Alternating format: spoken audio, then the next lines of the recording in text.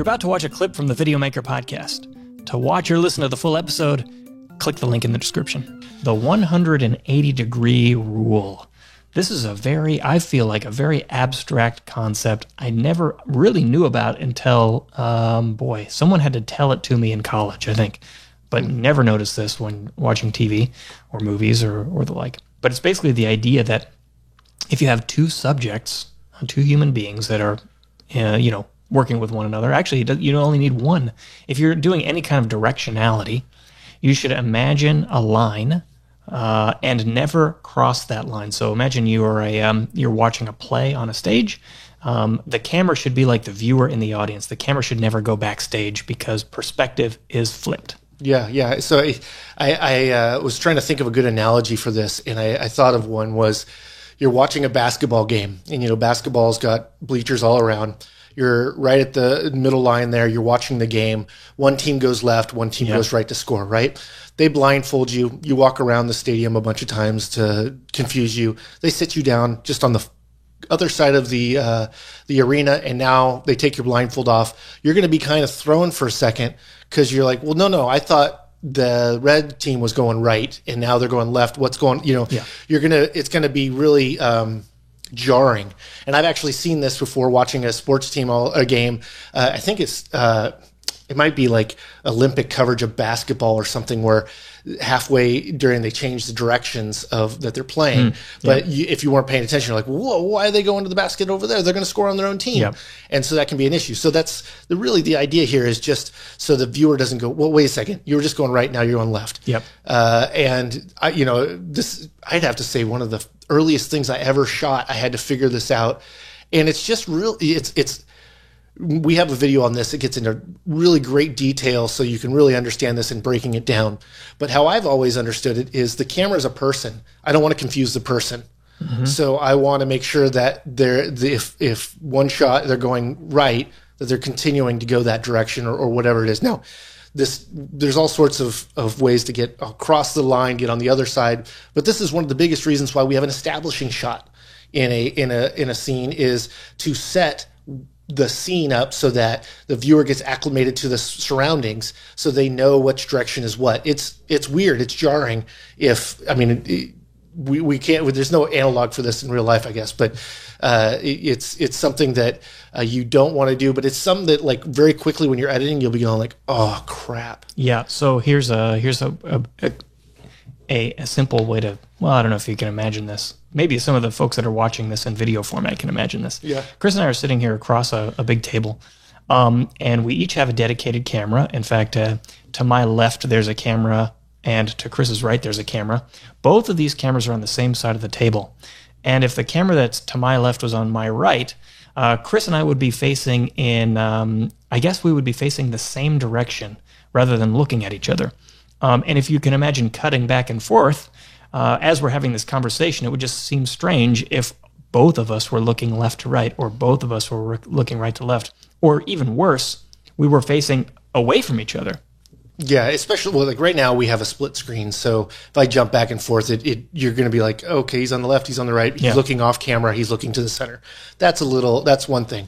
But if we're going to the single shots between us and I showed we shot it, and then so we showed Mike full screen, looking one direction. Me, same thing. It looked like we're looking at each other, and then all of a sudden the camera went on the other side of Mike and was shooting Mike. That all of a sudden it would be weird. You'd be like, well, he's looking in the wrong direction. And it's very strange. Now the cool thing about this is a good storytelling tool. Yeah, most people don't know when the rule has been broken. It's just sort of a subtle emotional shift. Yeah, it's totally just like, what? But the cool thing is you can use it in your storytelling. If you want to make someone seem like they're lost, I've seen this a million times.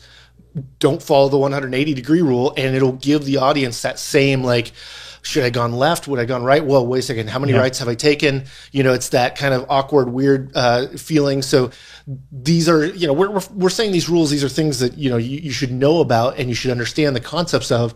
But the cool thing is when you break them on purpose, they're really impactful.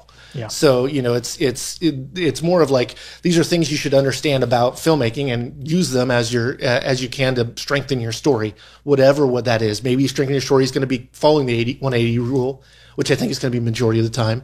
But there's going to be times where you could creatively use it that it's going to be, like a Zolly, a super novel shot that is the shot where you're zooming in while you're pulling out.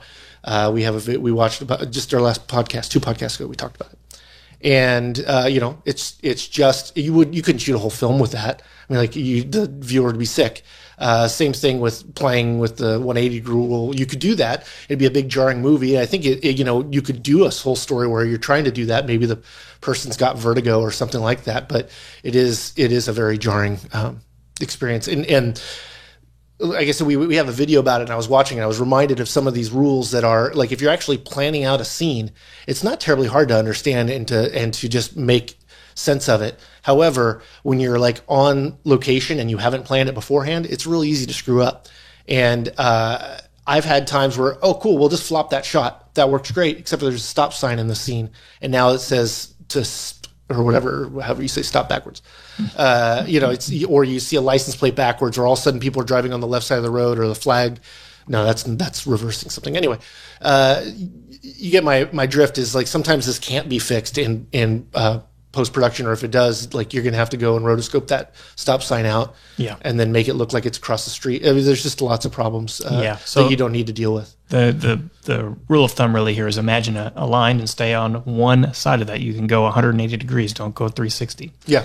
And if you're doing a chase scene or someone's moving from point A to point B, always have them go left to right, left to right, left to right. Just be consistent. You can go right to left as long as it's consistent. As soon as you flip it, that person's lost as far as the viewer is concerned. When they start backtracking, they go to left to right in every shot, and then a couple shots they go right to left, they're backtracking. Yeah, well, and the thing here is you got that establishing shot to tell the viewer where things are relative to each other.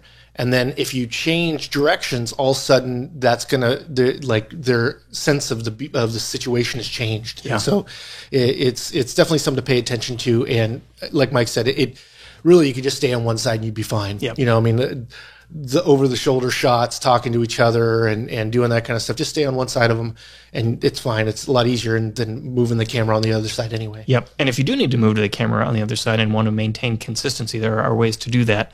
But we're short on time, so I recommend everyone go read the article or watch the video to learn the tricks of how do you cross the line effectively. This is one of our most popular videos, so lots of people want to understand it better, and it does get thick in the weeds in the video, but it's really just a simple process once you get the idea.